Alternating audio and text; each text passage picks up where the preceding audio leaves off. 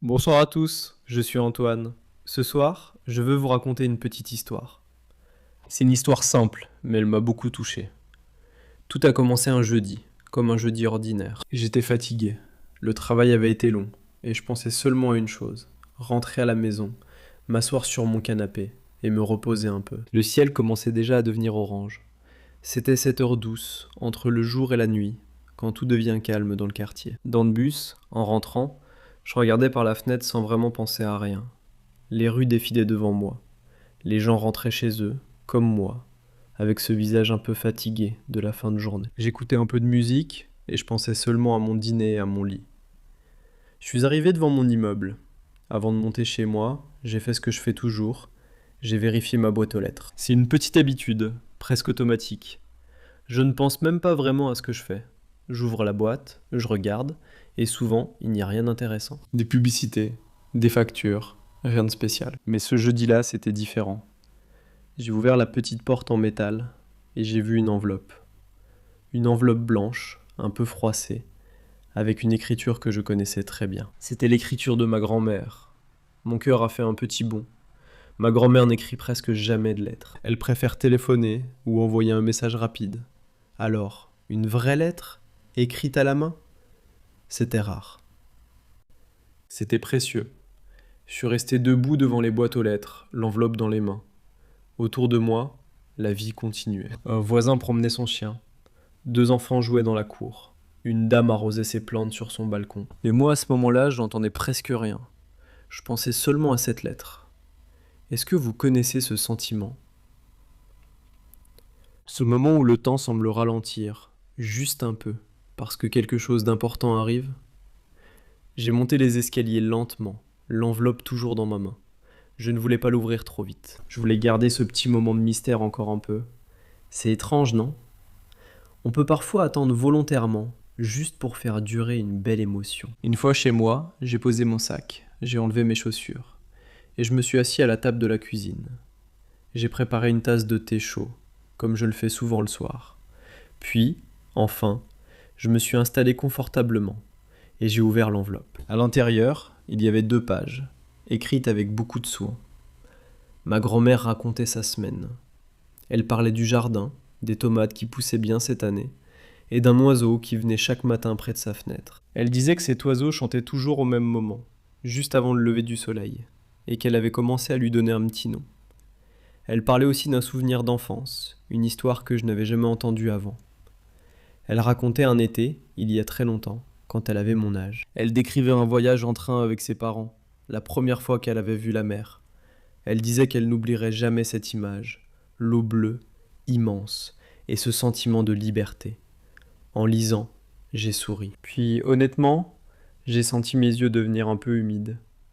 Ce n'était pas de la tristesse, c'était de l'émotion, simplement. Parce que dans notre monde si rapide, où tout passe par un écran, recevoir une vraie lettre, écrite à la main, avec des mots choisis avec amour, c'est quelque chose de très spécial. J'ai repensé à toutes les fois où j'avais ouvert cette boîte aux lettres sans vraiment faire attention, sans imaginer que, un jour, un simple geste pourrait m'apporter autant de bonheur. Combien de fois est-ce qu'on passe à côté de belles choses, simplement parce qu'on va trop vite? Et vous, est-ce que vous vérifiez votre boîte aux lettres tous les jours? Est-ce que vous avez déjà reçu une lettre qui vous a touché le cœur? Je serais vraiment curieux de lire vos histoires dans les commentaires. Avant de continuer, je vais vous parler de quelque chose rapidement, parce que je pense que ça peut vraiment vous aider dans votre apprentissage du français. J'ai créé ma propre application.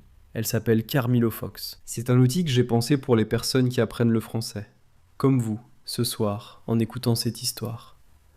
Dans l'application, il y a beaucoup de mots utiles pour la vie de tous les jours, comme les mots que je viens d'utiliser. La boîte aux lettres, une enveloppe, une lettre, un souvenir. Chaque mot a une image pour vous aider à mieux le retenir. Il y a aussi des phrases d'exemple pour comprendre comment utiliser chaque mot dans une vraie conversation. Si un jour vous voulez pratiquer un peu plus, en dehors des histoires, cette application peut vous accompagner tranquillement, à votre rythme. Bon, revenons à notre histoire. Ce soir-là, après avoir lu la lettre plusieurs fois, j'ai décidé de faire quelque chose que je ne fais pas assez souvent. J'ai pris un stylo, une feuille de papier, et j'ai commencé à écrire une réponse. Pas un message rapide sur mon téléphone, une vraie lettre, avec mon écriture. mes propres mots. Au début, c'était difficile. Je ne savais pas comment commencer. J'avais l'habitude d'écrire vite, sans réfléchir, comme on le fait avec les messages. Mais écrire une lettre, c'est différent. Il faut prendre son temps, il faut choisir ses mots avec attention. J'ai regardé la page blanche pendant quelques minutes. Puis, doucement, les mots sont venus. J'ai raconté ma semaine à ma grand-mère. Je lui ai parlé de mon travail, de mes amis, et même de cette petite histoire, celle de la boîte aux lettres. Je lui ai dit à quel point sa lettre m'avait touché. Je lui ai aussi posé des questions sur son jardin, sur cet oiseau qu'elle aimait tant, et je lui ai demandé si elle pouvait m'en dire un peu plus sur son voyage en train, celui de son enfance. Je voulais connaître la suite de cette histoire. Pendant que j'écrivais, j'ai remarqué quelque chose d'intéressant. Écrire à la main m'aidait à mieux réfléchir. Mes pensées étaient plus claires. Il n'y avait pas de bouton pour effacer rapidement, pas de correction automatique. Juste moi, le papier et mes mots. Parfois, je m'arrêtais quelques secondes, je regardais par la fenêtre, et je continuais ensuite, avec une phrase un peu différente, un peu meilleure. Quand j'ai fini ma lettre, il faisait déjà nuit dehors. J'ai relu ce que j'avais écrit, une fois, 2 fois. Puis j'ai plié la feuille, je l'ai mise dans une enveloppe, et j'ai écrit l'adresse de ma grand-mère avec le plus grand soin, comme si l'écriture elle-même faisait partie du cadeau. Le lendemain matin, avant d'aller au travail, je suis passé devant la boîte postale au coin de la rue. J'ai glissé mon enveloppe à l'intérieur, et j'ai senti une petite satisfaction, un sentiment simple, mais agréable. C'était étrange de penser que ces quelques pages allaient voyager, passer par plusieurs mains, et arriver un jour dans la boîte aux lettres de ma grand-mère, exactement comme sa lettre était arrivée dans la mienne. Les jours suivants, je pensais souvent à cette lettre. J'imaginais le visage de ma grand-mère quand elle la recevrait. J'imaginais son sourire, sa surprise. C'est amusant, parce qu'une simple lettre peut créer autant d'émotions, autant d'attentes, autant de connexions entre deux personnes, même si elles habitent loin l'une de l'autre. Environ une semaine plus tard, mon téléphone a sonné pendant le dîner. C'était ma grand-mère. Dès qu'elle a entendu ma voix, elle a commencé à rire doucement. Elle m'a dit qu'elle avait reçu ma lettre, et qu'elle l'avait lue 3 fois de suite, assise dans son fauteuil préféré, près de la fenêtre du salon. Elle m'a raconté qu'elle avait pleuré un peu, mais des larmes joyeuses, celles qu'on a quand quelque chose nous touche profondément. Elle m'a dit qu'elle gardait maintenant ma lettre dans un petit tiroir en bois, avec d'autres lettres anciennes, des lettres de son propre mari, écrites il y a très longtemps. Ce soir-là, au téléphone, nous avons parlé pendant presque 1 heure. Nous avons parlé du jardin, de l'oiseau qui chantait chaque matin, et surtout, elle m'a enfin raconté la suite de son histoire, celle du voyage en train vers la mer. Elle m'a décrit chaque détail avec une précision incroyable, comme si cette journée s'était passée hier, et non il y a plus de 60 ans. En raccrochant le téléphone, je me suis assis quelques minutes, en silence, avec un sentiment de chaleur dans la poitrine. Une simple enveloppe blanche, trouvée jeudi soir dans une boîte aux lettres, avait créé tout ça. Une conversation, un souvenir partagé, un moment de connexion réelle entre 2 générations. Depuis ce jour, j'ai décidé de changer une petite habitude.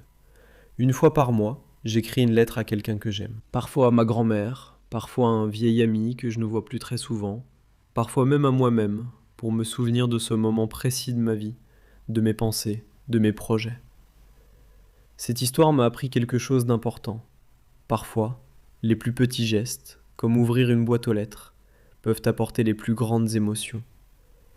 Il suffit de rester attentif, de ne pas tout faire trop vite, et de remarquer les petites choses autour de nous. Une lettre, un mot gentil, un souvenir partagé, ce sont des petites choses, mais elles restent longtemps dans notre cœur. Si cette histoire vous a plu, dites-le moi dans les commentaires.